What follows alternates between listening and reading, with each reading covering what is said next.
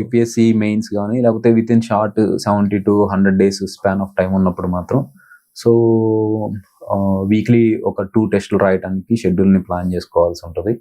అదేవిధంగా subject రివిజన్కి plus మనం రాసిన టెస్ట్ మీద మనకి వచ్చిన ఫీడ్బ్యాక్కి దాని మీద వర్క్ చేయడానికి ప్రపోర్షనేట్ టైంని అలొకేట్ చేసుకోవాల్సి ఉంటుంది. అదేవిధంగా ఇంకా వాల్యూ అడిషన్స్ మీద దృష్టి పెట్టాల్సి ఉంటుంది. సో మీరు ప్రిజ్యూమింగ్ దట్ మనం సిలబస్ అంతా కవర్ చేసాము, ఇప్పుడు కవర్ చేస్తేనే ప్రిలిమ్స్ క్లియర్ అవుతుంది, మళ్ళీ ఈ షార్ట్ స్పాన్ ఆఫ్ టైంలో మనం పికప్ అవుతాం. సో మనం సిలబస్ అంతా కవర్ చేసాం కాబట్టి వాల్యూ అడిషన్స్ మీద ఫోకస్ చేయాల్సి ఉంటుంది. లైక్ ఎకనామిక్ సర్వే, లేకపోతే కొన్ని మినిస్ట్రీస్ ఇచ్చినటువంటి రిపోర్ట్స్ కావచ్చు, లేకపోతే కొన్ని స్టాండర్డ్ బుక్స్ చదివి దాంట్లోంచి కొన్ని కాన్సెప్చువల్ వర్డ్స్ని పిక్ చేసుకొని రాయటం కావచ్చు. సో ఇటువంటి డేటాని ఇంక్లూడ్ చేయడం కావచ్చు, లేకుంటే కొన్ని డయాగ్రామ్స్ని మనం టాపర్స్ కాపీ నుంచి తీసుకోవటం కావచ్చు.